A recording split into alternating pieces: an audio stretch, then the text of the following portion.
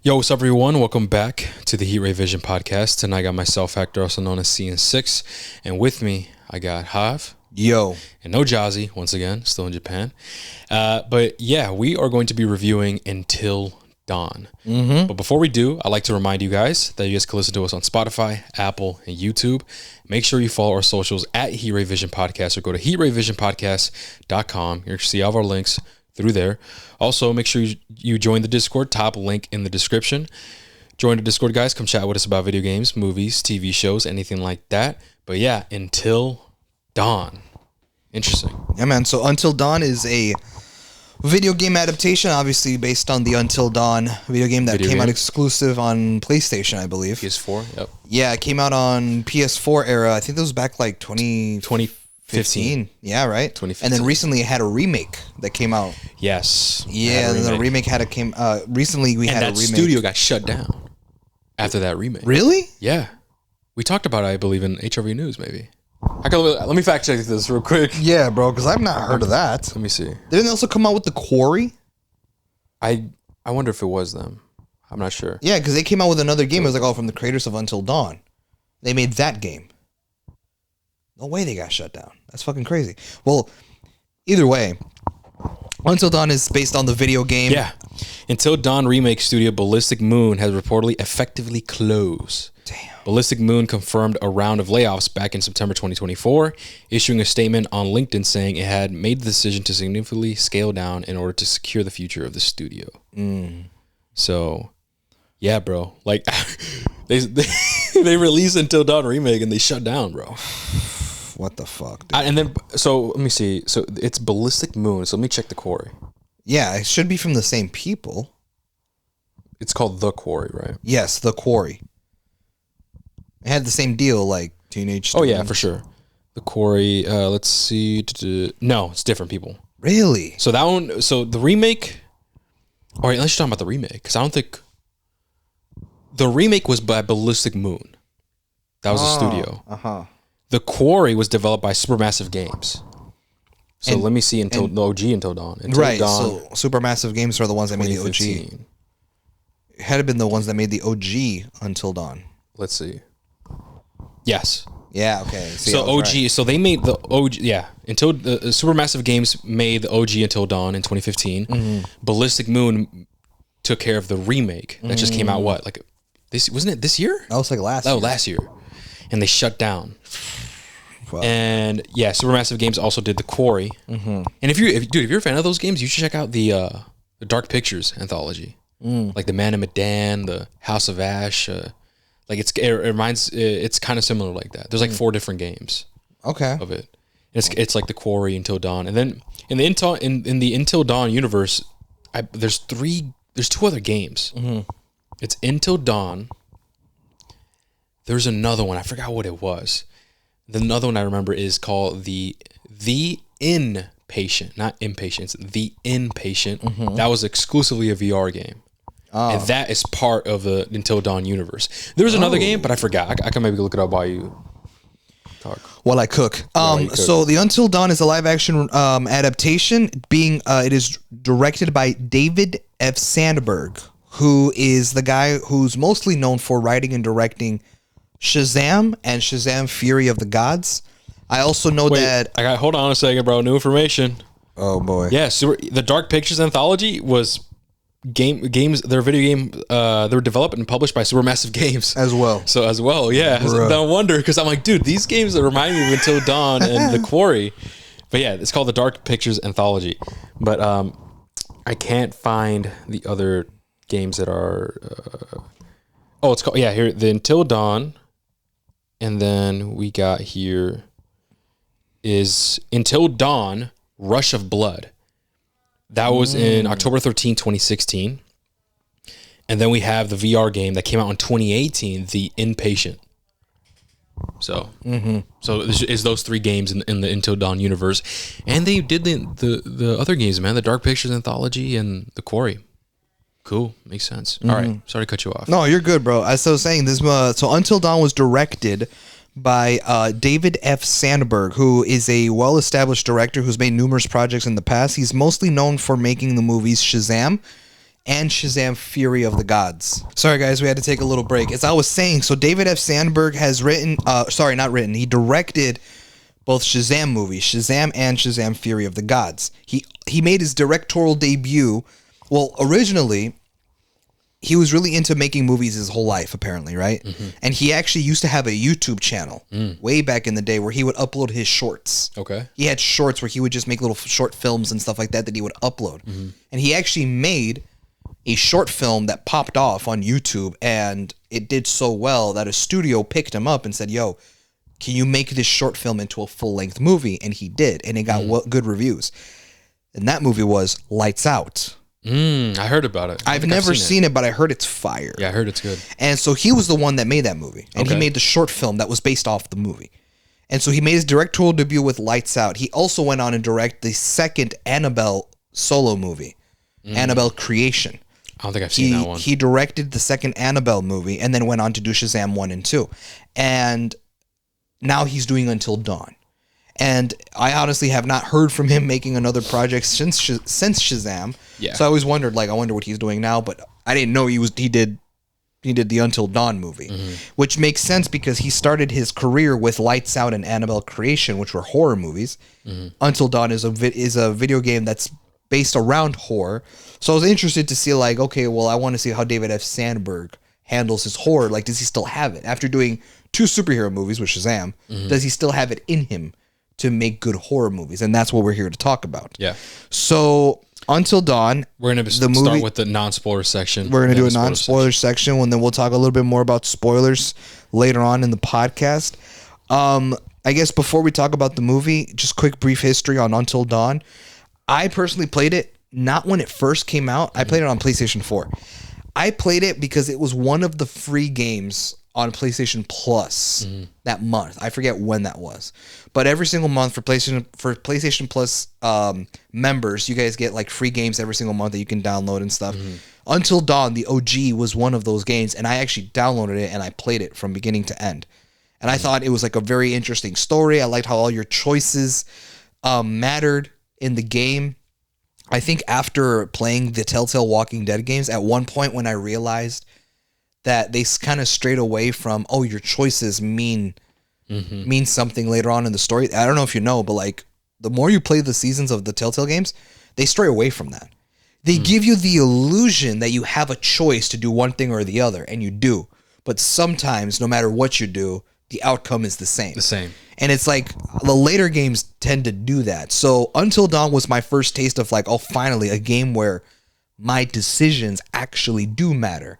Because there's multiple endings in this game where certain survivors make it to the end, other survivors don't. But someone else's playthrough could have different survivors than the other person. There's a playthrough where everyone survives. Everyone survives. Yeah. There's a playthrough where everyone dies and no one survives. And so I thought that was a really unique, interesting way of telling a story through a video game that I'm surprised I didn't see that more in the industry. Now, granted, I know you said that Supermassive Games have made other games like that, I'm assuming, right? As recently, they did The Quarry. Right. But recently they've been doing the Dark Pictures Anthology. Right.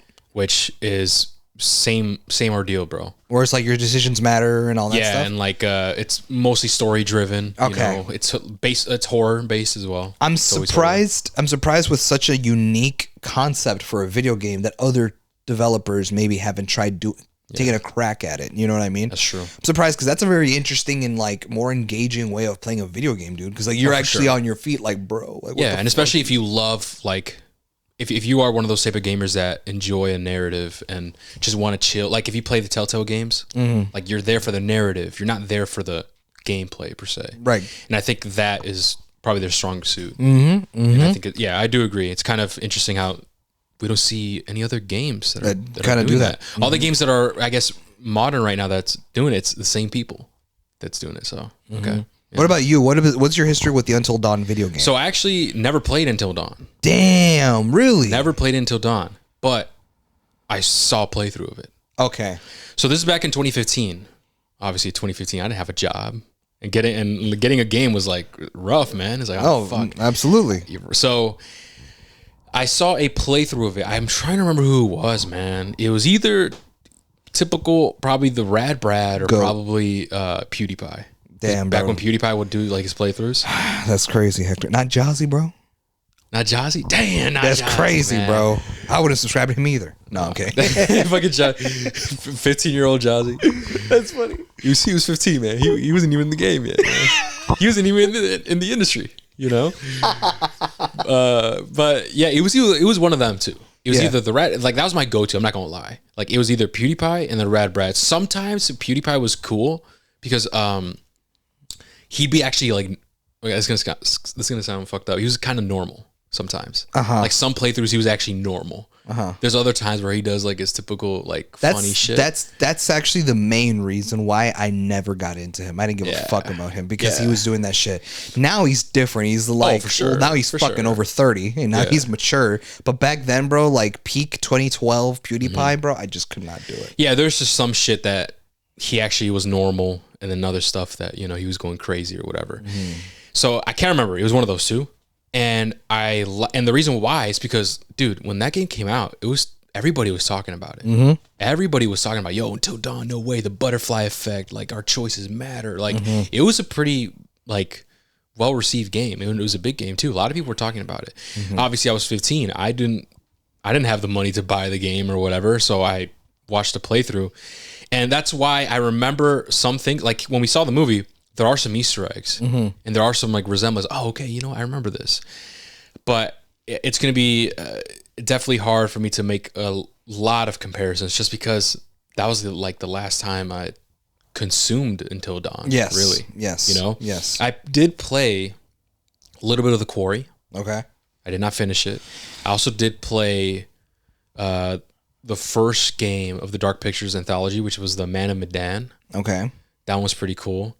I did not finish it as well. It's one of those games I just fell off from.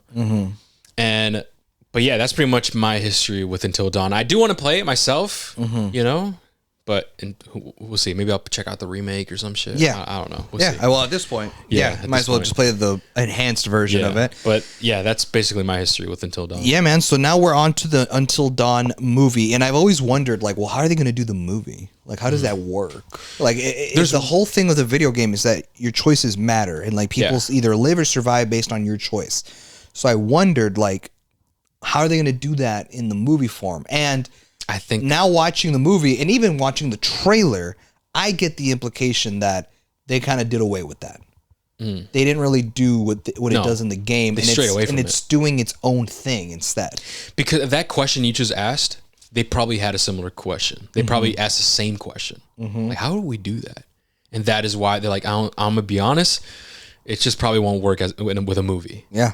So we're just going to scrap it. And that's what happened in this movie. They strayed away from that butterfly effect and that decision making having consequences and stuff. They strayed away from that. If anything, to compensate for that, they added a completely new thing. Yes. And they show it in the trailer. And that is that you're essentially, you die, but you come back and you're supposed to survive until dawn. Yes. So it's like a time loop. It's like Groundhog Day. It's like It's like the Edge of Tomorrow movie. It's movies like that. So it's a typical horror movie slasher where these group of teens have to survive the night, and if they all die before the hourglass finishes, then they have to repeat the night. And it's like, well, that can get kind of boring and redundant and repetitive, but every single night something different plays as a threat towards the teens, which is what keeps it new and unique, you know what I mean? Which I did like, because it was just like the same thing over and over again. I'd be like, I think I'd be sick of this right now. Yeah, but the fact that it was different, and they also explained too in the movie, like that variety also does play a bigger role in the plot. Yes, it does. And we'll talk about that in the spoiler section. Yeah. So now, having watched the movie and having given like what the movie was going to be about, I guess we'll just start off with the overall story, because obviously the story and the concept and everything about the movie is different, and it strays away from the source material of the video game. So what did you think about what the story that they told overall in the Until Dawn movie, and how do you feel about its changes that they made compared to the original game? Like I said, man, it's been a while, dude. Yeah. I thought, okay, because you're asking me like compared to the original, man. The original I kind of forgot, I'm gonna be honest. All I know is like is a group of friends that go to this snowy lodge. Yes. And they're just there like to stay the night. Yes. Like camp out. And then one of them goes missing and everybody starts like dying. It's like, oh, who the fuck? It's one of those movies that we see, like, who the fuck is a killer? There's someone, has to be one of us. Yes. Like, right? Like, that's what it was. Or am I wrong? Mm-hmm. Right? And then versus here, can we say, is that a spoiler? I mean, what can we say the story and for this one? Like, what happens? Like, it's same kind of ordeal, group of teenagers. Yes. They go to this area because one of the main characters' family member went missing in that area. Mm-hmm. So that is a motive for them to go there. Mm-hmm. Versus in the game, it's just like, oh, we're gonna do our thing here. And then shit happens. Exactly. Mm-hmm. So I guess, well, on paper, man, if we're gonna be honest, I think the movie synopsis sounds a little bit more intriguing. Mm-hmm. Because in the game, it's just like, oh, we're just chilling, man. We're going to have a good time at this lodge, this huge, nice lodge. Right. Yeah. Versus in the movie, there's kind of like a motive, and it already sets the tone for like something eerie is happening. Mm-hmm. Like, hey, my sister's missing. So we got to go find her. And it kind of hooks you. It's like, oh, okay, cool. Your sister's missing? Interesting. And then they're slowly putting the pieces together of where she went, her whereabouts and stuff. So if anything, man, I think on paper, on the movie side, it seems more intriguing. Yeah. So yeah, I agree. I think the story that they decided to tell with the movie version of Until Dawn was a good change in order to keep the audience engaged. Because as I was watching the movie, I was certainly engaged in the characters and how every single night was going to be a different threat that was going to be killing them. I was really intrigued, and that's all in the talent of David F. Sandberg, because he knows how to do horror movies. He's done a few before in this past. So I saw sort of what they were doing with the story, and I'm like, yeah, I mean, it's working. It is a good way to do it. I mean, if you're not going to tell a story, because I guess you do make a good point, bro. Because the story of Until Dawn, the video game, is actually kind of basic. It's just a group of teens that go to a ski lodge and they're getting killed by a killer who we see in the movie. That's the same guy. It's the same killer dude with the mask, Yeah. And those monster things, those zombie-looking monster things that like walk around the walls and like run and shit, those are also from the game.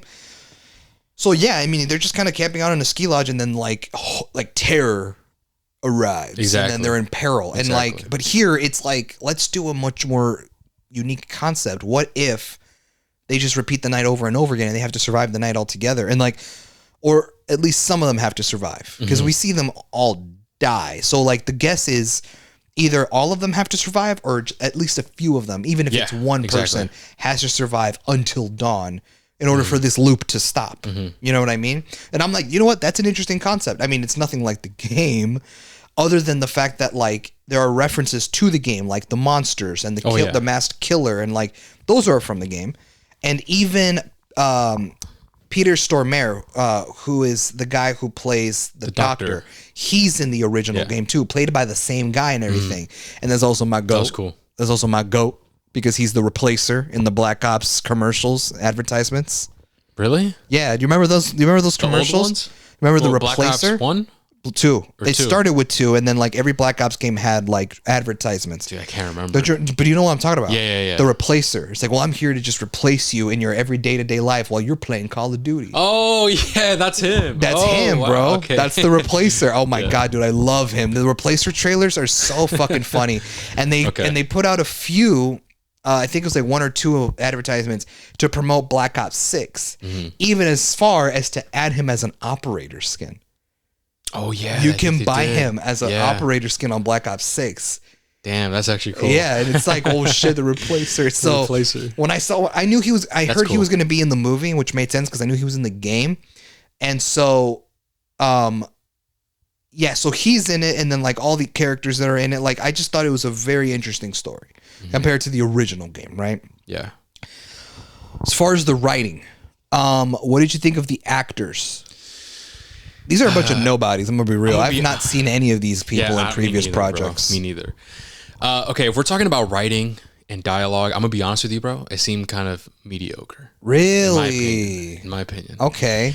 Because there are some scenes that like that you just kind of roll your eyes. Okay, like I've seen this before. Like it's just typical horror cliche. That's shit. true. That's true. Hey that's guys, true. you might want to look at this. Hey guys, are you seeing this? Like, you know, we got to go after them. Yeah, we can't let them die. Yeah. It's just Generic. whatever, generic. I get you. You know, it's I've seen that shit before. Especially some. Another thing too in the movie is there are a lot of horror tropes. I'm gonna be honest. This movie has the basic generic horror tropes, bro, that you see in like in horror movies. That's true. That's true. That's true. And I don't know. I think I was expecting a little bit more, like a little bit more different. And sure, I think the story and the way it starts out is definitely intriguing. But the way the characters were interacting with each other, especially in the beginning, it was mostly in the beginning of the movie, where to me it felt like, okay, this is kind of mediocre, man. Like the way they're interacting with each other, it doesn't feel real or whatever. Or like that one scene we see in the trailer, it's not really a spoiler, where the girl goes inside the gas station. We see and sees Dr. Hill, right? And it's like, have you seen this? And then he's like, acting mysterious, like a lot of people go missing. Like I don't know, that interaction just felt like, oh, it's just another one of those scenes. Yeah. I felt like we saw that exact same scene where that people from this town or area are being weirdos. Yeah. With Strangers Chapter 1. Oh yeah. You see what I'm talking about? That's true. Like before they pull up to that cabin to stay for true. the weekend, like the townspeople were being weirdos and shit. I feel like we saw that there. But like, yeah, and then even the dialogue as well, like the way they would talk to each other seemed very like basic. Yeah. Like, hey, come look at this, or the way they poke fun at each other doesn't feel natural. Like, I don't know. So in terms of like the characters and the dialogue and the way that part was written, I thought it was just whatever, just generic. Got you. It didn't blow me out of the water or anything like that. If anything, I thought the way that they got there was more intriguing. And I also do like the time loop thing. I think, you know what? It is very true. How would you incorporate the decision making and butterfly effect in a movie? That's just that's tough. Right. So I do understand why they decided, you know what, let's change it up and let's do this time loop situation. Right. You got to survive until dawn. You know, they're still doing what the fucking title says. You know, so I do like the change. I thought it was like, all right, cool. We're getting another one of those movies, and if anything in the movie they kind of poke fun of that. Say, hey, what are we like? Some time loops, like just like those movies? You know, like they acknowledge that there's other movies like this. So I thought that was cool, but. Yeah, in terms of writing, I think it's just whatever. I got you. Yeah. I think I enjoyed the writing a little bit more, just because the writing for each of the characters and how they interacted, the chemistry with each other. I like bought it. I bought that these were people that knew each other and were friends and like probably know each other from school or something like that. I thought the writing between the characters were really good. Sure, I think some characters had better moments than others, in my opinion. Like. Okay. What did we spoil? Like the main girl and then the guy. I like some of those scenes that they had together. I also did like that one scene with the taller guy and like her and his girlfriend. There were some cool scenes and dialogue exchange through there. But I think overall, I think I might be on the other end of the spectrum compared to you. I thought it was whatever. Yeah. But I mean, because maybe it's the fact that I've seen worse slasher movies with abysmal dialogue that I'm like, for me, it's like I buy that these guys, like when they act next to each other and they're interacting with each other, like I can buy that these are a group of friends and not just, you know, actors who are rejected to be in the next CW show. And it's like, I'd much rather, I bought these guys. Like I could give the props in the writing for that. Though the situations that they find themselves in, I do agree is stuff that we have seen before. You know what I mean? So that I do agree with. I guess one thing that I have to say is a pro and a con. I have like my first pro and con with this movie, and I want to see where you stand on it. Surprisingly, I found myself kind of enjoying this movie. I actually was like, damn, this movie is actually, it's pretty cool. It has a good story, it has an interesting concept, the time loop thing, the way that they die is interesting, the way they keep repeating the nights is cool. And I was enjoying myself in the movie for like the first part of it. But then my con is somewhere in like the third act, I think, is where it kind of fell off for me. Let me guess, it started to feel like a drag a little bit. Sort of. It dragged a bit, yes, but I also felt like we just kind of time skipped some shit. if you know what I mean. Oh yeah. We could talk more about that in spoilers. Because So it was actually interesting because like the concept of them trying to figure out like how do we break out of this loop? What do we do? And like we have to make sure we don't die. Every single night is a different threat. Mm-hmm. That was all cool up until the point where it's like the story started to get a little bit more convoluted and like learning about the town and learning about Dr. Hill and like the science experiments. And then at one point, which is shown in the trailer, there's like scenes in the trailer. You will see it in the trailer where there's like these POV shots of someone like recording shit that's going on in the house, right? Yeah. In the movie, you find out that they've repeated the nights a few times, so many times, in fact, that one of the characters on their phone recorded a lot of that shit, right? Mm-hmm. But to me, it was like, damn, I would have liked to have seen that though. I feel like I missed out on certain attempts for the sake of runtime. That was the first con that I saw. And then from that point on, I just felt like the movie didn't really stick the landing as far as them trying to like get through the night and like how things how everything resolved and shit like that. Mm-hmm. That's where my flaws started to appear. It was like somewhere in the third act of the movie. I think for me, it felt like it was starting to drag a bit. Mm-hmm. And I mean, well, okay, let me ask you this then, Hav. Would you have liked to seen all of those attempts? Because my thing is, I think what they were trying to go for is if they showed all of those attempts play out, I think it would have just been redundant a little bit. No, yeah. And like, kind of boring. But you're saying you would have wanted to see them? Or I would have liked to have seen them because they confirmed that they happened. Okay. If they would have just not mentioned that, hey, let me check my phone. Oh, guys, you should look at this. Oh, yeah, cool. Because they say that they lose their memory a bit every single... Yeah. Which is cool, cool concept. But it's like, had they not brought that up, then I would not have had that want. Mm-hmm. Yeah, you just told me there was previous events, and like I was kind of enjoying myself in this movie. Mm-hmm. I would have liked to have seen those previous attempts, maybe as a montage, because they spend quite a lot of time each night, because every night's a different threat. Every night they die differently. It's shit like that, right? Mm-hmm. Do I need 15, 20, 25 different attempts, 7 minutes of screen time per night? No. But maybe a montage of them getting slaughtered or something so that we could see the outcome. I get you. And then like at the very end be like, okay, guys, what is this now? I guess technically... Attempt 14 to attempt 20? I guess technically the video, I guess that was their way of showing that, but the montage, it just didn't hit the same way. Because, like, it's all POV. You don't really see the kills. You just see, like, yo, what the fuck is that? And POV turns around, a monster latches out, and then it goes staticky, and then, like, it ends there. Like, that's not... It doesn't have the same payoff. Okay. You know what I mean? So, for me, I would have liked to have seen those attempts. Not that they showed it. I mean, even if it was a montage for the time of runtime, for time's sake, right? Or if you just don't have the time or budget or whatever the excuse is, then don't include it in the plot because you're gonna feel. I feel like you're gonna make the audience feel cheated out of seeing other shit that could have been shown in the movie. You know what I mean? And then it wasn't from like that point to the end where I felt like the movie just kind of fell apart for me. And I want to go into details as to why, but it's spoilers, and I'm gonna save my thoughts for that part. I'm just checking the runtime. It's an hour 43. Yeah, I believe it. The movie did not feel long. It did not feel like 2 hours. But I did feel like, damn, this movie is dragging on. I felt like it started. I was gonna say that it did like hour 43. That's still kind of long a little bit. Not really, because like a normal one is like an hour 30 or whatever. But the third normal now is 2 hours, dog. Yeah, I know, but you know what I mean. So, but the third act, that's where I started to feel like, all right, man, like it's kind of dragging on a little bit, you know.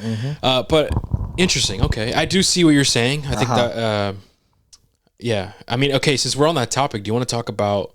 Well, let's talk about the horror, man, because this is a horror film. Yes. Let's talk about the horror here. For me, I think there are gems in here. Yes. I think there's some shit that I was like, all right, whatever. And what I mean by the typical horror tropes is that we get those, oh, it's quiet, and then immediate jump scare. Right. That's another flaw. Yeah, we get that I have with the movie is that it has jump scares. Yeah, we get a lot of that. You know, and I think there are a few times. There are a few times where like they don't do that, and it's kind of spooky, and it's still like creepy. Like, No, oh, yeah, shit. absolutely. That's why I said that there are some gems in here. Right. But majority of the time, it's getting really quiet, and then boom, jump scare in your face, and it's like, I hate jump scares, dude. I hate jump scares, and people are like, "Oh, pussy, you just don't like getting scared." No, because jump scares is a cheap way to scare the fucking audience, and we've talked about this before. Yeah, absolutely. We've talked this on a previous horror podcast, I'm sure, but like just to kind of repeat it again, jump scares is not what make a movie scary. It's kind of a cheap way of doing it. Like scary is like when you have no idea what the fuck is going on and you just don't know, like you feel powerless. You're like, fuck, right? So the jump scares I also wasn't a big fan of. I mean, unfortunately, I thought Sandberg knew better. Like he relies a little bit too much on the jump scares in this movie. It's just generic. It's just generic, especially in the very beginning. Like, you know, why they do this? Do you see this in so many like horror movies where they're just having a conversation and they're like, oh, let's just focus up, or like they're having a quiet moment. It's quiet. Then it's a loud ass like it's a horn from a car or like a knock. It's like, hey, dinner's ready. Like it's just generic. And it was like, what was that for? Yeah, like, what the fuck was that for? Like that was stupid. But there are moments in here where they do it, where he does a good job of showing that horror. Like it's a spoiler, but I'll get to it in the spoiler section. But there is a moment where like, okay, you feel that tension rising. You're like, oh shit, that's kind of creepy. What the fuck is that? And you're like, what the fuck is going on? There's one. I think there's one horror scene that was like probably my favorite one. And we'll get to that in spoiler section. But there are some of that here. It's just not a lot of that. I want to say that this movie relies more on the jump scares. Yeah, you know, and that's like, it's not that. I don't really like that as much. But let's talk about the creatures that we saw on the designs and shit. What do you think about that? I mean, to me, it wasn't all that crazy. Simply because it's the same from the games. Yeah, that's the same like creature design and everything. So they looked similar because it's from the game. I mean, they wanted to stay true to that. But there was one creature that I'm like, I don't remember this in the game, bro. Do you remember? I don't think so. I think it'll be a spoiler. Yeah, we'll save it. Fuck. But okay. I mean, some of from what I've seen, I'm like, yeah, this is all from the game. But I'm glad that it was able to adapt to live action to look good and not bad or inaccurate or cheap in the practical, in the practical department. But I thought the monsters and everything that was included in this game was interesting. And I also, I mean, like to say it again, I really liked how every single night focused on a different threat. So it had wide variety of showcasing different killers, different monsters, different threats to the group every single night. So I liked it. I personally thought it was really good. And the design, and the designs, like how they looked were really cool too. And I guess I wanted to touch on more. Okay, we talked about the horror elements. Even though there are some good ones, then there are some like the cheap bad ones. We talked about the actual designs and stuff. I lost my train of thought, man. There was something I really wanted to talk about, but I forgot what it was. Do you have something? Maybe I can remember mine. No, I mean, we talked about the actors, the writing, the story, how the last act dragged. That's all the stuff that we've covered so far. And as of now, I mean, I'm trying to think. I mean, we said the performances were... You said the writing was just mediocre. I thought it was okay. We talked about the story, how the ending dragged, the runtime, the character design, the horror elements. I mean, I feel like we pretty much touched on everything. There was something, bro. I know there was something that you wanted to bring up. I wanted to talk about, but I just lost it. Maybe I'll remember. Was it like the lore, like the backstory of how that town got fucked up?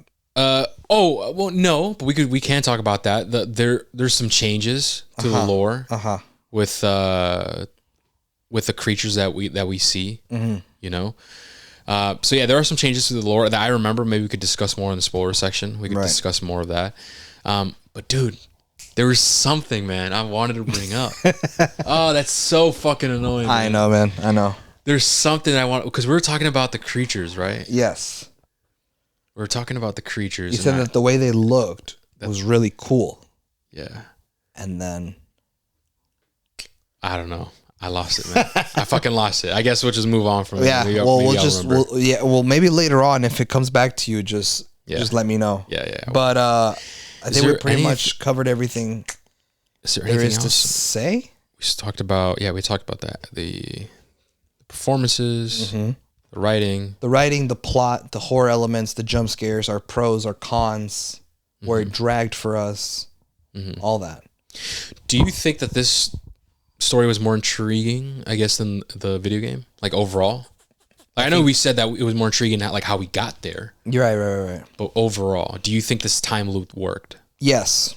Okay. I think I liked this concept more because Until Dawn, you did mention it's like a very sort of basic, generic slasher game that the biggest selling point for the game was the butterfly effect. It was the gaming concept of your decisions make a difference, have consequences in the game. But if you really strip that away, and if it was just like a regular third-person game, like a regular third-person horror game, like some Silent Hill shit, it's just a group of teens going to a ski lodge and they're being chased around by monsters and a killer. Like a masked killer, like on some Jason Voorhees shit. So as a plot, it doesn't really revolutionize anything, but it revolutionizes the gaming aspect, right? And I think they knew that, and so they had to switch something up for the movie so it'd be more intriguing. So I think the time loop thing is more intriguing, and I think I like it more than the game. But it could have easily. I know, bro. I've seen shitty horror movies in my fucking life. I know something like this could have easily gone to shit. Like, I know something like this could have been worse than what we got. I've seen horror movies where the dialogue is trash, where some of the situations they find themselves in are not believable, and so the change of them changing the lore from the original game could be seen as a negative because the rest of the movie sucked. But because this movie was a lot of, for the most part, was solid, didn't make the change from the source material as a negative, but it was shown more as a positive. I remember. There you go. I remember. The gore, the kills. We didn't talk about that. Yeah, that's true. We did not talk about that. That's what I wanted to bring up. That's another pro. Yes. And it was really fucking cool. Like, dude, this shit's gory, man. Yeah. They show it all. Yep. And it's really fucking cool. And I think that also played a factor of me like actually enjoying it. I'm like, dude, I actually like this. I actually like, it's kind of fucked up. I like seeing them get killed. Hey, yo. Hey, yo. No, I know what you mean. You know, it's entertaining. It's like, oh, fuck. You know, it's really fucking cool. What do you think of the gore? I mean, the situations that they find themselves in, bro, being chased by a masked killer, being chased by monsters, like the game, is very generic. It's basic. It's what we've seen everything, right? But I feel like the most intriguing part is the way they go out. And that's where the gore plays into a factor. And I think if they really wanted to make this interesting, you would make the kills satisfying. You know what I mean? So I personally enjoyed how far they pushed it with the kills and the way that they would go out and stuff like that. I personally really enjoyed it. Yeah. Because I feel like with other slashers, take Hard Eyes, for example. We recently saw that slasher movie. With that movie, it was different because we have the same group of characters in this movie. The difference is they loop every single night. So we get to see them die multiple different ways. In a movie where there isn't supernatural aspects or nothing like Hard Eyes or even Scream, Jason Voorhees, Friday the 13th shit, the cast of people that you have are the ones you're gonna have. They don't come back. There is no time loop. They don't resurrect. So the way they go out is one and done until there's like one survivor left or two or whatever, or until they eventually kill the slasher. So in the movie, there's that replay factor of like, oh shit, I just saw them all die this way. How are they gonna die this time? There is not that replay factor in those other traditional slasher movies because the killer just kills them once, and like the way they died is the way they died. Yeah. There is no redo like in this one. So in a concept like you had to like, I feel like they had more creative control to just kill them off any creative way they wanted because they knew they could just loop the night and then come up with a different way to kill them. So I like that they used it to their advantage and the creativity to push the gore and the violence to that level. And they never scaled it back. Yeah. So that's how I felt. I think for me, that might have been like the thing that I liked the most. Oh, yeah. About this movie. Yeah. Because actually comparing it with Hard Eyes, I think Hard Eyes had, at least this, for my opinion, I think Hard Eyes had a bit of more of an edge for me compared to this movie because the human characters I liked more, and like you felt more of a connection with them in Hard Eyes. Yeah. Versus here, in my opinion. I felt like... Well, typically in slasher movies, MCs don't really get killed. If anything, they're the survivors. It's the side characters who get killed. Yeah. But I'm saying that in Hard Eyes, the human characters, I think, were more believable in my opinion, and like I felt like there was an actual connection there. Versus here, there's only some moments that you feel that way. Then other moments you kind of just roll your eyes and it's like, oh, like we've seen this before. Like, no, guys, we got to go out there. We're gonna do this. Like the like we got to stick together. That one scene. It was like, I'm going alone. It's like, no, we go together. Like shit like that. You know what I mean? Yeah, it's just cheesy, kind of generic. It's all right. Like I've seen this before. Versus Hard Eyes, there's a little bit more depth to it. So I think it has more of an edge there. But for Until Dawn, like the big standout shit is the way they get killed and like that aspect, the time loop. That's really cool. I do think it's cool. But yeah, I think that's everything. Yes, we might have talked about it. So. Do you want to go to rating? Final thought? Do you want to go first? Or you want yeah, I'll go first. So, would I rewatch this movie? And is it worth a movie ticket? I think the movie can be worth a movie ticket at discount. If it's a discount, like one of those like 25% off at an early showing or $5 Tuesdays or like whatever your movie theater does, I say it's worth it. Full price ticket, almost $20, $16 to $20, probably not. Yeah. I'd wait for it to like maybe go out and go see it in like discount, but it also wouldn't hurt nobody. The world is not going to end if you wait to watch it till streaming, because it's not a movie that you need to be pressing to go see as soon as possible. That's Sinners. You should be going. That's facts. You should go fucking. You should go. You got to go see Sinners. Hells yeah. Yeah, I agree. That's the type of movie you're like, all right, I got to see this in IMAX, bro. Yep, that's true. That's true. But would I watch this movie again? If I'm being honest, by myself, probably not. I think I'm fine with watching it the one time. But if like someone that I knew was like, hey, I've never seen Until Dawn, I want to watch it. Like, is it good? I'll be like, you know what? It's enjoyable. It's cool. Yeah, it's a horror movie. I mean, it's nothing revolutionary. It's not like The Conjuring or the first Sinister, but yeah, it's an enjoyable horror movie. And sure, maybe I'll watch it while they put it on, and I'll just watch it with them. But I've already seen it, so it's one of those things where like, oh, you look up for the kills and like interesting part, but I'll just be on my phone. Yeah, I'll just be on my phone again or something like that. But I will still be a part of this plan. I'm not gonna be like, yo, this shit was trash, bro. Save your time. I've been through hell. Don't do it yourself. It's not that bad. So I would only rewatch it if like someone, maybe if I was in a gathering and like someone wanted to put it on, fuck it.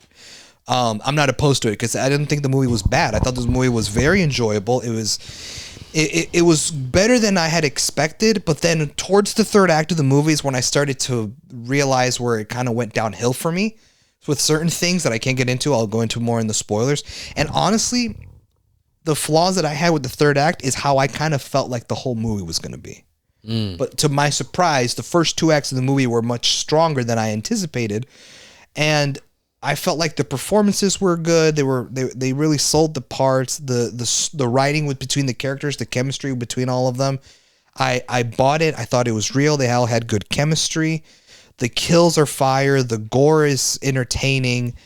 When they start to talk about the lore and they start to talk about deeper into the town and this house and where they're at in Until Dawn, right? Like the little place that they're in, is where I kind of started to feel like they were doing too much. Maybe they were just over explaining to us and shit.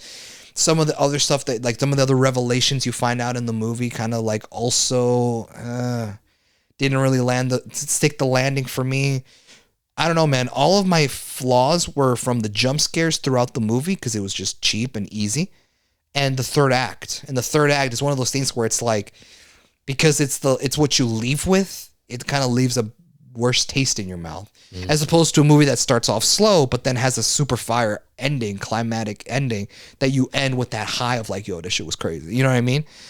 So for me, I thought this movie was cool. It's entertaining for the first two acts. The third act for me just kind of falls off, but I guess that's just me. For me, I think I'm gonna have to give this like a 7. A 7? Okay. Damn, I think I'm struggling, man. Because I do agree with everything you said, but I'm struggling between my scores right now, man. Really? Yeah, I'm stuck between two, man. Because I don't think this is a bad movie. Right. I don't think this is a terrible like horror movie. I do think that there are some generic qualities in here, but then there are some cool gems as well. I do agree with Hav that I think it's worth like a discounted movie ticket, or you could wait to streaming. To be honest, it'd be fine. Would I get a steelbook of this? Hell nah. Would I get a 4K Blu-ray? Hell nah. Would I get a Blu-ray of it? I mean, I think in terms of rating, sure. Not DVD. I think DVD because we're talking about like rating, right? Right. If I'm be real, be real, yeah. I want to get this Blu-ray. Does that make sense? Yeah. I want to get this Blu-ray, but I'm basing it off like the rating scale. Like DVD is like a 4 below type of vibe. You know what I mean? Okay. Blu-ray is like a 5 to 6, 7 range. And, 4K Blu-ray, that's like like an 8 type shit. Yeah. So yeah, this is ranking that scale. Yeah, this probably fall under like the Blu-ray. This is tough, man. This is tough because there's some things here where I kind of just roll my eyes. I'm like, whatever. But then there's some cool shit in here. I'm like, you know what? That's actually cool. I like the concept. I like the creature designs. This could work, and sometimes it did work. But then the third act just didn't really do it for me. Then the ending, I wasn't expecting that ending. I thought it was kind of like, this may sound kind of, I think it was just cheap. I don't know. Like, I don't know. I just wasn't expecting it to happen that way. It's like, oh, I wanted it to be more dark. Okay. Because it fits with the vibe. But I get that they did it the way they did. I'm torn, man. I'm torn. I'm really thinking about it. I'm thinking hard right now. Because okay, I'll just tell you, I'm leaning with a 5 or 6 right now. Wow. Okay. That's what I'm leaning with right now, man. I mean, at the end of the day, they're just numbers. Oh yeah, of course. But like, I want to make sure it's like, okay. There are some good things though that I did like and I want to see more of. You know what? I think I'm gonna go with probably like a 6, man. I think it was okay. Yeah, I had a feeling that's where you were gonna be. I think it's okay. I think it's fine. I think what saved it was the idea of like the loop. I do like that. That's cool. And the kills. Yes. The kills. That's like, oh shit, that's actually pretty cool. And there's some horror scenes that's like, okay, that's actually pretty fucking fire, in my opinion. There's one particular horror scene that I really like. I think that's what helped it to stick at a fine. It's fine. If one of those were not there, yeah, it's probably been, you know what, this is another fucking mediocre movie, man. Yeah. Another average ass movie. Even though there was some average aspects, in my opinion. But those 3 things I want to say is what helped it. But yeah, okay, I think I'm gonna go with a 6. You're giving it with a 7. With that being said, guys, we're gonna jump into the spoiler section. So if you guys do not want to be spoiled, click off now. Thank you guys so much for listening. But yeah, we're gonna be jumping into the spoiler section in 3, 2, 1. Okay, we are now in the spoiler section for Until Dawn. All right, because we mentioned a lot in the non-spoiler review. What do you want to touch on first? Do you want me to? So for me, the third act, right? Okay. So I already talked about how my issue with the third act was that we didn't see those previous attempts, right? Like on the phone.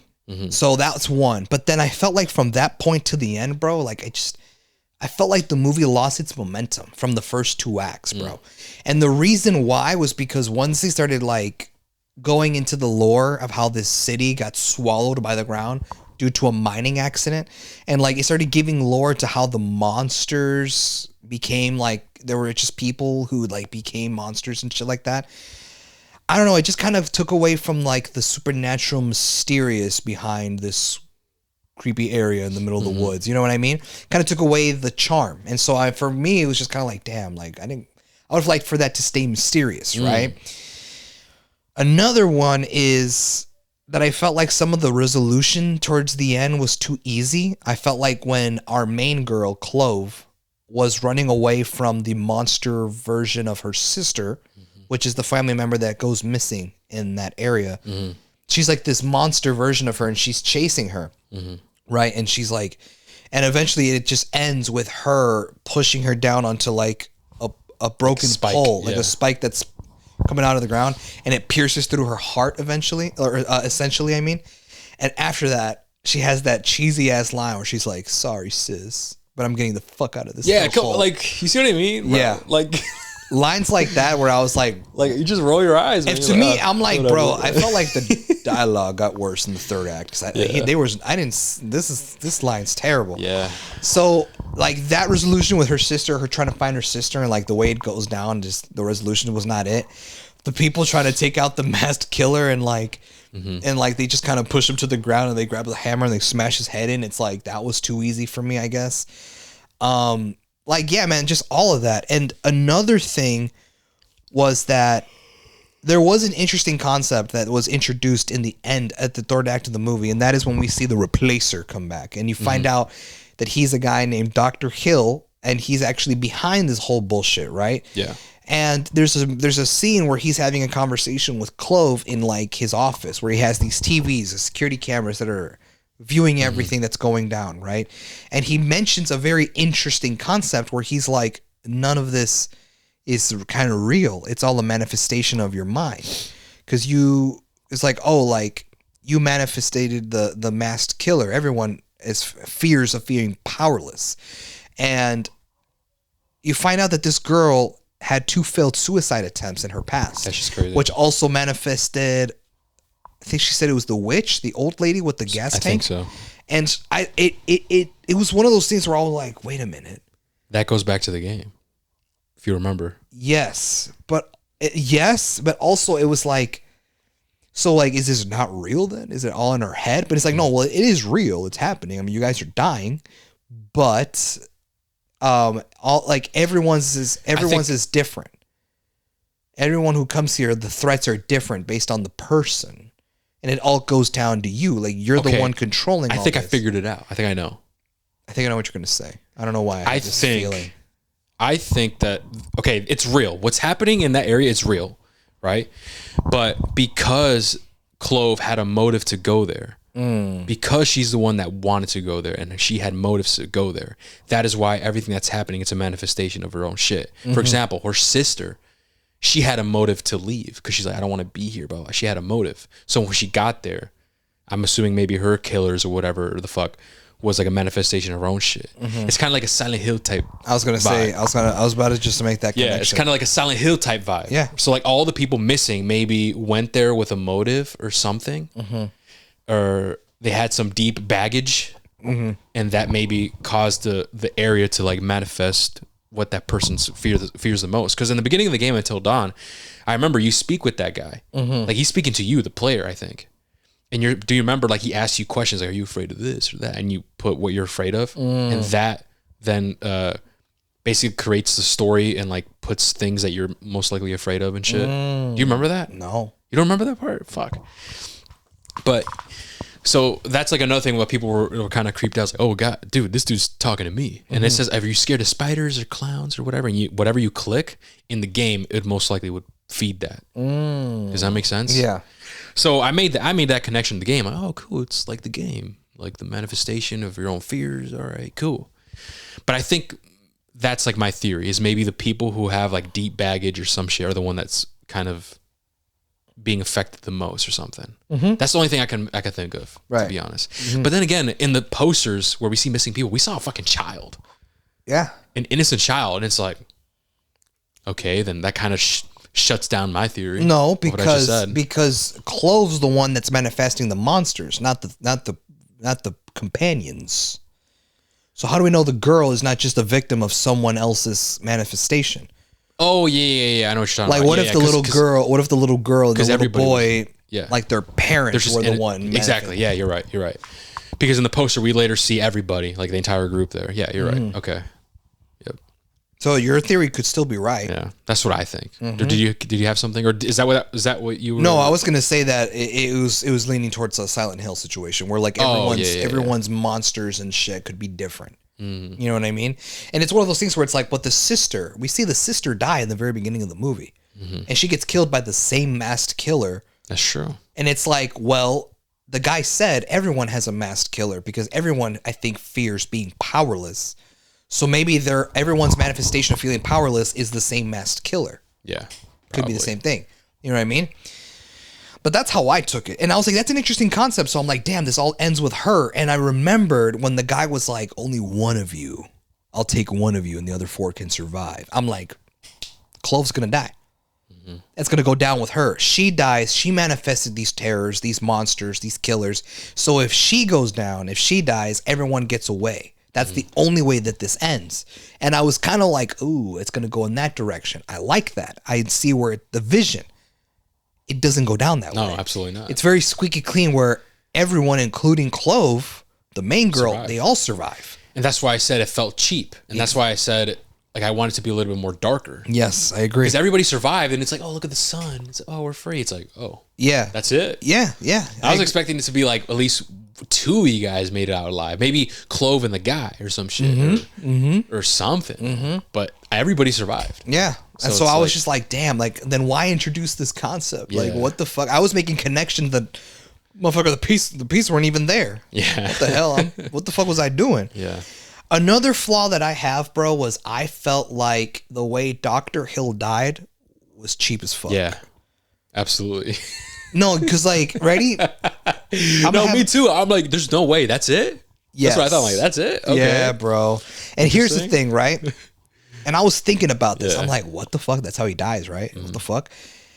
This is another put me in the writer's room situation. Okay. I think I could have written a much better way. Oh, shit. Of how this scene should have gone down. Mm-hmm. So the way that it goes down in the movie is we find out that when our main crew of characters, when they drink the water in this area, when they're staying at this house, they don't feel so good. They're coughing off blood and all this, and like a bunch of weird shit. And then eventually they just balloon up and explode. That shit's crazy. The first time it happened? Yeah. That was gnarly. Yeah, when they explode and like the blood splatters everywhere and body everything. parts. And it's like, Jesus, like, yeah. And we find out when they drink the water, they explode. And you might be thinking, that's not true. Like, maybe it was just that one night. No, because later on, we see someone else drink water and they explode. Yeah. So that's a thing now. Okay, interesting. Okay, well, I guess that's canon now. I guess that's the thing. You drink the water, you explode, and that's how you die. Mm-hmm. So the way that Dr. Hill goes down in the movie is that he's talking with Clove in his office, and he's drinking a cup of tea or coffee or whatever it is, and he sits it down at the table on his desk.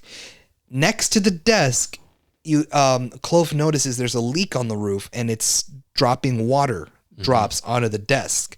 So she waits for his back to be turned from her, and he takes his coffee cup, his mug, and moves it to where the water drops are falling. Mm-hmm. And then water falls into his cup.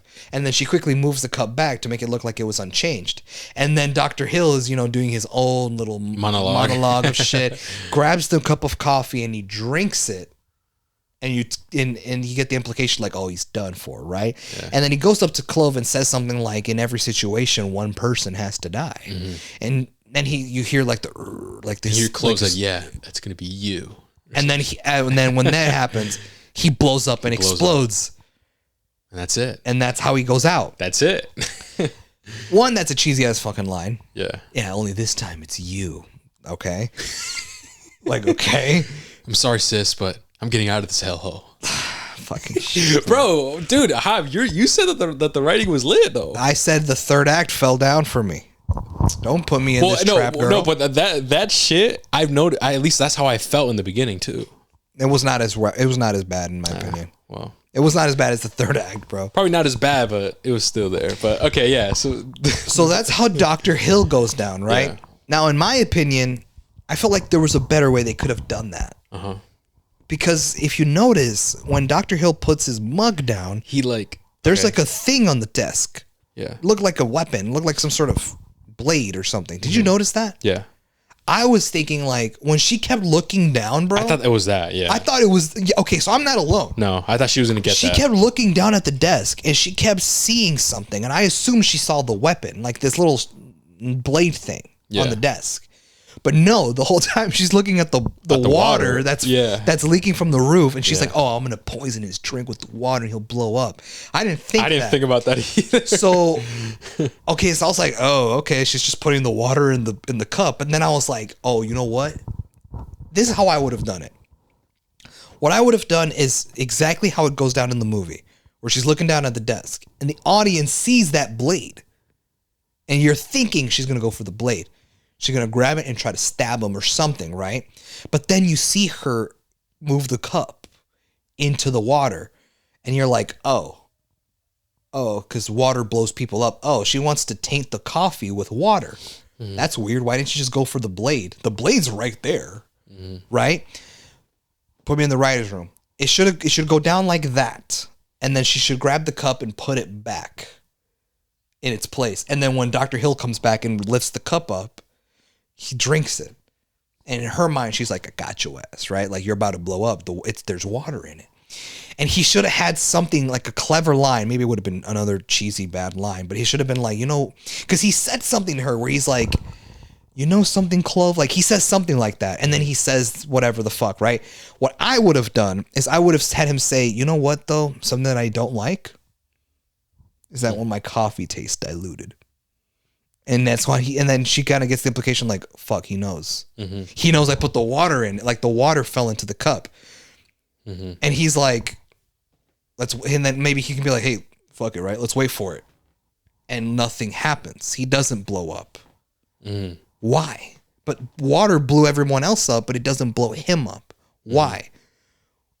Wouldn't it be cooler if this idea of none of this is real, this is all in your manifestation, they double down on that and go, this is just water to me. Mm-hmm. This can't affect me because I'm not part of your shit. Mm-hmm. I'm the one behind all this. So yeah, you just put water in my cup. Well, fuck, now it tastes diluted. But I'm not going to blow up because this has nothing to do with me. I'm not part of this manifestation game that you put yourself and your friends in. Mm. And then once she realizes he's not going to die, she goes into panic mode and maybe like a little fight can break out and then reaches the blade for the desk and then like stabs him in the neck or something and makes it out alive last second. That's how I would have wrote that scene. Mm-hmm. They should have because he introduces the concept. Yeah, that would have been cool. He introduces this concept that all the monsters and everything is a manifestation of your mind. Like you created this in your head. And that would have doubled down on it. And they would have doubled down on the idea of that because like, oh, well, the water will blow him up when he drinks a cup. And nothing happens to him because it's like, I'm not part of your shit. I'm not part of your game. This has nothing to do with me because it's all you. And you brought your friends here along. So you are part of this manifestation shit. Mm-hmm. You guys are trying to survive until dawn. I'm not a part of this. Mm-hmm. That would have been an even cooler scene, bro. And I was hoping it would have gone down that way. But no, it turns out it affects anybody. He drinks the cup that has water in it. He blows up, and that was it. And and it just went too quick for me. That's true. Bro, that would have been really cool. The way that I pictured it in my head, literally as I was watching the scene, I'm like, oh, dude, it would be really cool if it goes down like this. And when it didn't, I'm like, wasted potential. Wasted opportunity, bro. I wish it would have gone down the way that I just described it to you. It would have been so much better, bro. I think it would have. I think it would have been really cool. And because to get that moment. And because it didn't, it just further amplified. I'm like, dude, this third act is not hitting, bro. And I was kind of enjoying myself in this movie so far. Like, what the fuck happened in the third act, dude? Mm-hmm. And it's one of those things where I'm like, dude, I don't want to sound like a bitch. But is David F. Sandberg just losing it, bro? Oh, come on, Hav. You're harsh. But just because you didn't like the third act of Until Dawn, hey, man, we didn't fuck with Fury of the Gods either. That's true. We didn't fuck with Shazam 2. And that's where it started to fall off for me. Yeah. I didn't fuck with that movie a lot. I thought it was just mid. Yeah. So, unfortunately, could it just be that he's losing his touch, bro? I don't know. Could that be it? I don't know, man. You know what I mean? It's like, how the else? But you're right. Like, I felt that scene was rushed for sure. Yeah. I felt it was rushed. I was like, I kind of felt like, okay, that's it. Right. We had a cool, cheesy one-liner, and that's it. All right. Dude, I was so hoping it would go down that way. Yeah. Because then she realizes, fuck, there's no way, like a masked killer can't kill him. The monsters won't kill him. They probably won't even acknowledge him because he's not part of my game, like my manifestation. Like, well, if it's her manifestation, why are her friends being targeted? Well, because she brought them with her.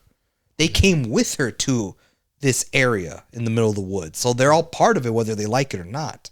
But he's not part of this shit, therefore he should be null of it. That would have been so fire, but like it didn't go down that way. Fuck, dude. That's true. So that's one thing that I really wanted to mention in the spoiler section is that scene and how I would have done it differently to make it more impactful and more interesting. Yeah. And not as rushed and not as basic and generic. Yeah. That was my main thing that I wanted to bring up. But is there any other scenes that now that we're in the spoiler section that you want to bring up? Do you want to touch on? A couple things. In the non-spoiler section, I mentioned the creature that we haven't. I'm pretty sure was not in the game. Oh, when they tried escaping in the car, and then it's a huge ass giant. I thought that was the killer. What do you mean? I thought it was the masked killer dude. It's just a giant form. He wasn't a giant. I mean, he's tall. No, he was a giant, bro. Hav, he was a giant. Are you sure? I swear to God. Unless I'm tweaking. Dude, they were driving and they're like, yo, what the fuck is that? And they look up. Oh, no. I'm thinking of when the girl with the nose ring and her boyfriend were like, we got to go get help. Yeah. And they get in the car, right? And as they're leaving. Oh, I see what you mean. As they're leaving into the rain. Yes. They stop. They're like, what the fuck is that? And they look up and it's a giant. Oh, yes. No, you're right. I was talking about when they were. Oh, you're right. Because then they go in reverse. They go back and then they get killed by that guy. Okay, that's what I was talking about. No. Oh, no. You're talking about earlier. Yes, you're right. I'm talking about the giant, my guy. No, you're right. Like, what is this? Some Call of Duty Origins, bro? What the fuck going on? Yeah, bro. When I saw it, like, there's no way that's in the game. I don't remember that in the game. No, fuck no. They just did that. But dude, I was like, whoa, what the fuck? I was kind of hoping like the giant would end up killing him or something. I don't know if I just step in him. I don't know. Yeah. But I want to talk about that a little bit because I'm like, yo, what the fuck? And it kind of gave me that hope. It's like, dude, we're about to see some crazy shit around here, bro. Yeah. Like, what the fuck? But no, we never did. That was just like the only appearance. Yeah. But yeah, that wasn't in the game, right? No, fuck. I don't remember that. That shit was crazy. So I wanted to talk about that. And then there's another, probably my favorite horror scene. My favorite horror scene in this movie was probably, it was when one of the girls, I forgot her name, the Asian girl. Okay.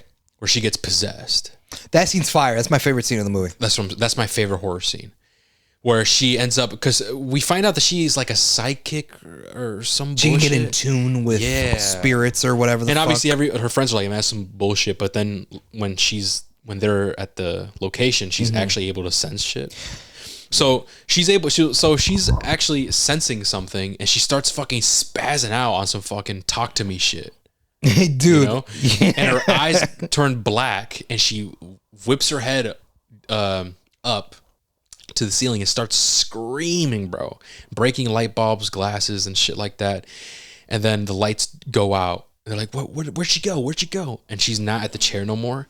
And then all you hear is like, just chatter. Like, yo, do you guys hear that? And they're slowly walking into the room where you just hear the chatter. That is the type of horror that I like, bro. You see what I mean? Like, you feel that tension, like, it's no jump scare bullshit.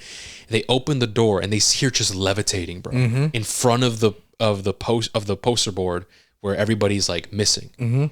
That was fire as fuck. She's out here levitating on some Evil Dead Rise shit, and she then starts, like, her eyes are black and she starts pointing really quickly at the missing people. And as she's pointing them, it's almost seems like she's like a bridge to the dead or something, because as she's pointing, she's talking into the same way, or I guess I took it as the spirits are possessing her one by one. Yeah, like it talking through her, essentially. She's like the bridge to like the living and dead or something. That was super fucking cool. And then she immediately looks at our characters with the black eyes, like, don't let her in. And her neck gets snapped and she just falls to the ground. That entire sequence was probably my favorite horror scene, to be honest, bro. That scene was fucking fire. I'm like, yo, this is actually cool. This is what I want to see more of. Not the cheesy jump scare shit, like, oh, what's that down the hall? It's like, what the fuck is that? Then boom, jump scare to your face. Yeah. So that's really cool. Let's talk about a little bit about the lore. I'm not sure if you remember about the lore here and there. I do. I caught some Easter eggs and like I spot some lore differences. You might be better at this than me then, because I mean, other than like it was a mining accident and an entire city got buried underground. Yeah, so like in the movie, there's a mining accident, right, and that caused like entire like village or city to fucking sink, and it killed like what 12,000 people or some bullshit. Yeah. So yeah, that they did that. So in the game, the mining situation was different. Instead of like, the mining was what's it called, closed off, and there was people in there trapped inside, and they had to resort to cannibalism and like savage shit, and that is what created the Wendigos, those motherfuckers. Yeah. So that's what happens in the game. And in the movie, they do it differently, where the Wendigos are the people that go to this area, like the missing people, whatever, and they have a certain amount of nights. And each night they always get more scared because everything is different, right? So, because if everything played out the same, they say in the movie, everything was the same, people wouldn't be scared. That's why every single night's different, because you don't know what to expect, and that's scary as fuck, you know. So each night, fear increases, paranoia increases, and that leads to them transforming into those Wendigos. That's what they're called, right? Yeah. Wendigos. That's what causes them to transform, and then we see obviously. Clover's sister, where she transformed to one of those Wendigo looking things or whatever. But that's like the lore changed that they did, which I thought was kind of interesting. And what else? Some of the Easter eggs that I've noticed was that scene that you talked about with the Dr. Hill and Clover. He's looking, if you look at his desk and you see like a quick glimpse of a face of like a someone's file. Yeah, like someone's file. I had a feeling that was guy's something. face is from the video game. Is it? Yeah. I wonder if he's the killer or not. I can't remember. I think it might have been him or not, but that face was in the game. Like he's one of the characters. How one of the did main you characters. recognize that? What do you mean, girl? I recognize it. Oh. Because like you said it was so long ago. I'm surprised you remembered the people's because he was an important character. He might have been the killer. Are you sure, bro? Because the killer was Rami the glasses Malek. guy, right? He had the glasses. Let me see. Look, he was unless you're talking about Jordan Fisher. Let me see. He was the Latin, like not Latin guy, but he was it was this guy. This guy was on the file. Are you sure, the bottom left. Yes, bro. That was him. No way, dude. It was Hav. Do you know who that is? I don't know who that is. That's the accountant, bro. That's the guy that's him. That's him. It was him, bro, but it was in game form. Like it looked in game. I swear to God, look this up. Fact check right now, bro. It's not gonna be on the internet. I'm not gonna find it. Look it up. I swear to God, it was him, bro. Let me see, dude. I'm like, dude, there's no way that's him. That's the dude from the fucking video game. Unless I'm wrong, fuck it, I'm wrong. If I'm wrong, I'm wrong. But since we're on the topic of this, so I saw that. That's definitely an Easter egg. Obviously, the Wendigo is an Easter egg. The killer, sure. Yeah, so the monsters are called Wendigos. Yeah. Dr. Hill appears in the movie. During her final confrontation with Dr. Hill, in his... I don't know how to say that. In his office, Clover spots some curious documents scattered across the Hill's desk. Among these documents are some patient files, and it seems to have the file for Josh. Yeah. Is among them. That's him, isn't it? Isn't that Josh? I don't know. Hold on. I had the picture where it had all their names on them. Here we go. Let me see. Yeah, it was Josh. It was him, right? Yeah, it was. Wasn't it that same picture, or it was inverted or something? I don't know. There's no picture. Like maybe look it up. No, the movie just came out, bro.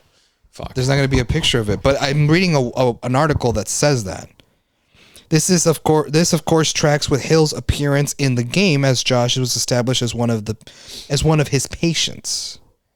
Essentially, this Easter egg mainly establishes that this Dr. Hill is the same Dr. Hill from the video game. Mm-hmm. And it makes sense. I guess it is canon because we talk about the AKA post-credit scene. We'll get to that in a bit. Yeah. But it's him then. I fucking knew it because they showed the files and I saw, dude, it was pretty big. Like his face was there. Yeah.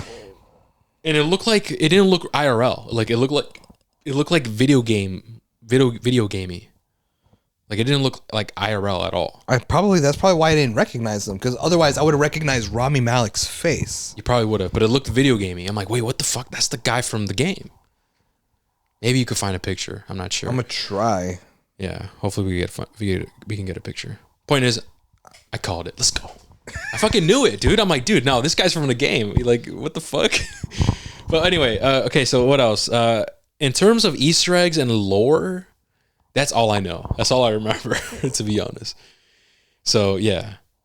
What did you think of the change of the Wendigos? So in the game, it was these group of miners that closed off. They had to resort to cannibalism and shit. That's how that happened. They mutated or whatever.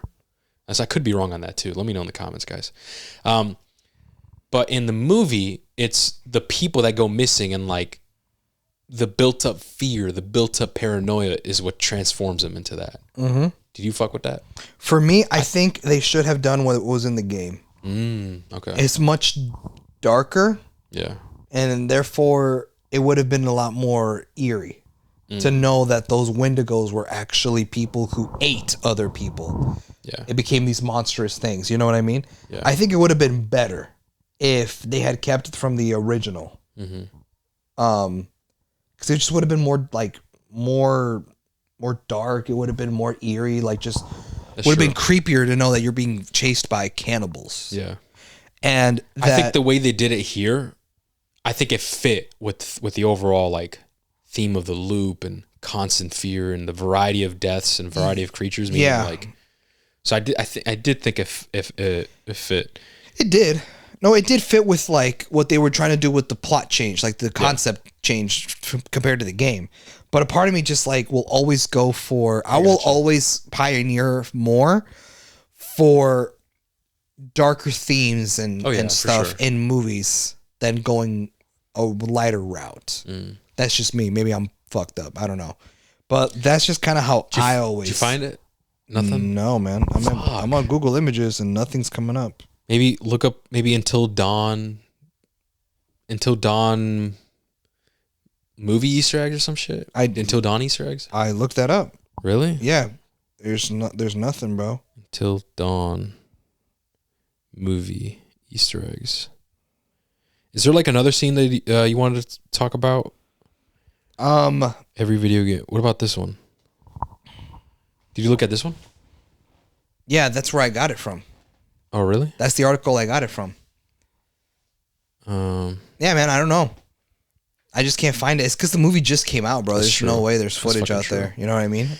But I swear to God, bro, it was him. Yeah. I'm like, dude, he looks like it's the dude from the game. But okay, moving on. Oh yeah, there's another thing too. Another Easter egg, which has reminded me, is this thing. Yeah, which is kind of interesting. So before the credits roll, we see the camera footage of where they're at, and I think it's called, what was it called, like Galore Valley or something? Something like that. So the cameras start changing. They just flicker off and on. And then we're in this new environment, and it's a snowy lodge. Mm-hmm. And then you hear like a laugh, or like you hear something, and it seems like it's Dr. Hill or some shit. So it's like we're under the impression, holy shit, Dr. Hill survived. And then now, oh my God, is this the game? Mm-hmm. So is this movie technically canon? Just a different like area, different characters that Dr. Hill was fucking with. Mm-hmm. And then the Lonely Lodge, I said Lonely Lodge, it's Fortnite. The Snowy Lodge, that we got here, it's like, oh, now we're starting with where the game started. Mm-hmm. And now maybe that story and the characters are different. Maybe the lore is different or something. I don't know. Mm-hmm, mm-hmm. I thought that was pretty cool. That's a pretty cool nod there. Whether it's canon or not, I don't know. But I thought it was pretty cool. At least I immediately made that connection. What about you? I mean, I just took it as an Easter egg. I took it as like it's going to be set up. Yeah. But I don't think Until Dawn would get a sequel. Yeah. I don't think box office wise it's going to perform to a point where it gets a sequel. So you didn't make the connection to the game? No, I did. I knew there was a connection to the game. What I'm saying is, I don't think a sequel will come out of it where we're going to see the adaptation of the game, them in the ski lodge in movie form.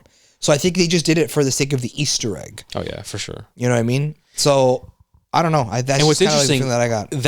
That to me felt like an end credit scene. Moment, but they did it before the credits. Mm-hmm. So that's interesting. And there was no post-credit scenes. Yeah. I looked it up. There was nothing there. Yep. But yeah, in terms of the lore and Easter eggs, bro, that's all I could come up with. Like, that's all I could really think about. Mm-hmm. And then we talked about our favorite scenes and the scenes that we disagreed with. We did talk about the third act and the cheesy one-liners. like, I'm going alone. No, we go together. That shit was kind of funny. Yeah. So, all right. But yeah, I think that's everything, man. Really, that we really wanted to talk about in the spoiler section of Until Dawn. Yeah. With that being said, thank you guys so much for listening, and we'll catch you guys in the next one. Take care, guys. See you.